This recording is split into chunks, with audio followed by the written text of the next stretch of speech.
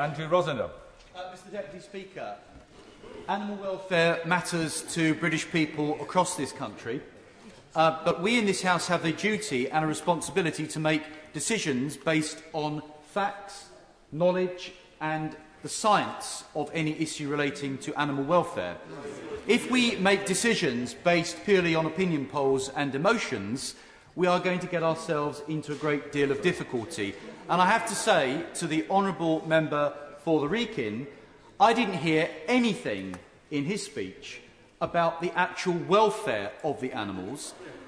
This is something, in a moment I'll give way, this is something that we have to make a decision on based on cool, hard facts and knowledge of the situation. And the speeches I've heard today do not do that. They are avoiding the real issues about animal welfare, and they are pandering to the emotions of animal rights activists who care more about their political agenda than they do about the real welfare of animals. Mr Deputy Speaker, I condemn utterly and totally cruelty to animals of any kind. I was the Shadow Minister for Animal Welfare for 3 years before the last election, and I had the same instinct as many people in this chamber do today, as many people in the opinion polls do, when they say that isn't it dreadful, it should be banned, how awful this is. But could I please make some progress, then I'll give way. But I instead of basing my views purely on what the newspapers say or what opinion polls say, I looked into it. The truth is, Mr Deputy Speaker, that in this country we have a very small number of animals that are in the circus, 39 animals in total. They are not captured from the jungle and dragged into the circus. Many of them are born and bred generations into the circus. Their entire rhythm of life is based, not at the moment.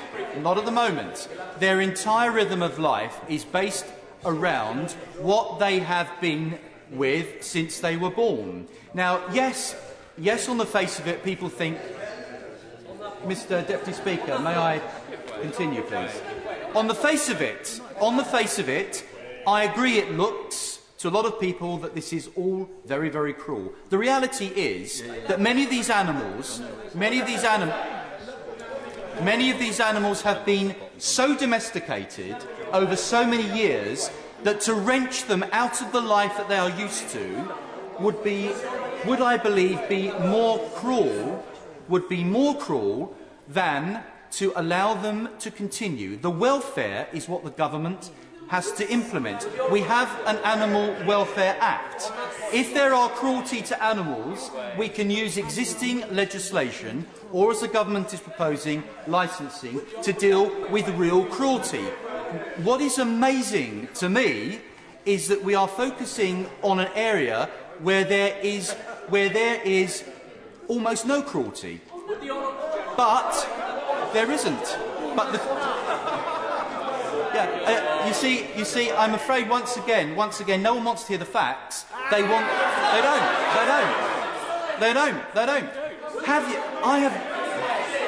Mr Deputy Speaker, I am fed up with animals being used as a political football. If you want to campaign for animal welfare,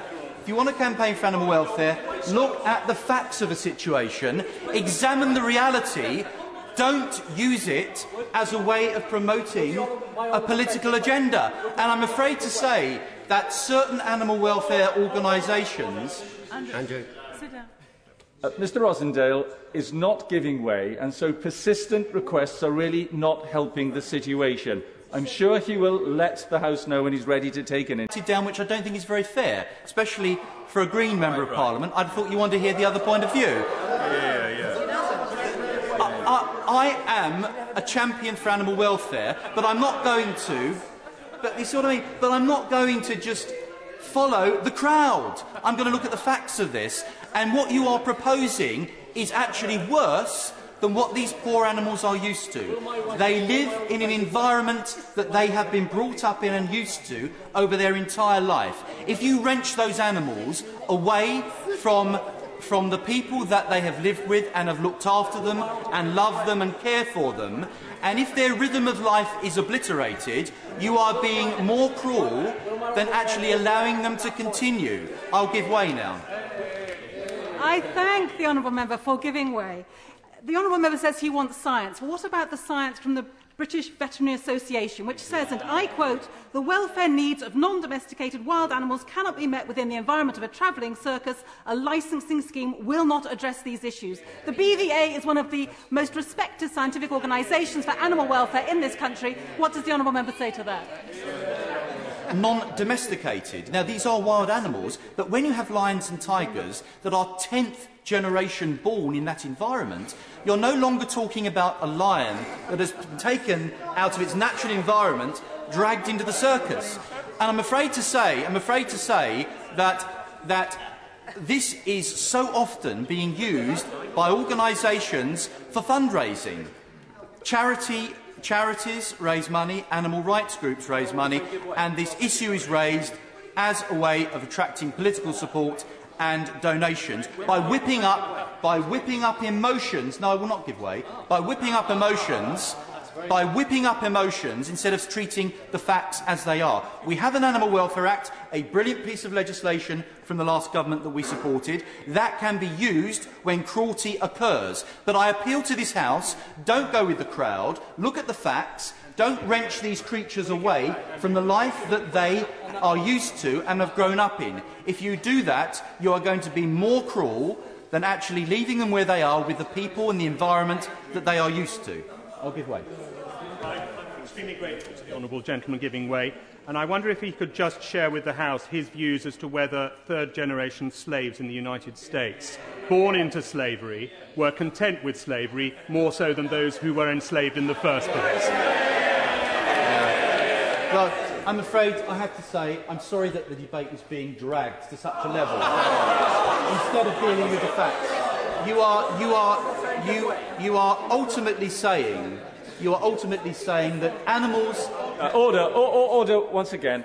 I can see that emotions are running high, but I just remind the House, when you say you mean me. So please, Mr. Rosindell.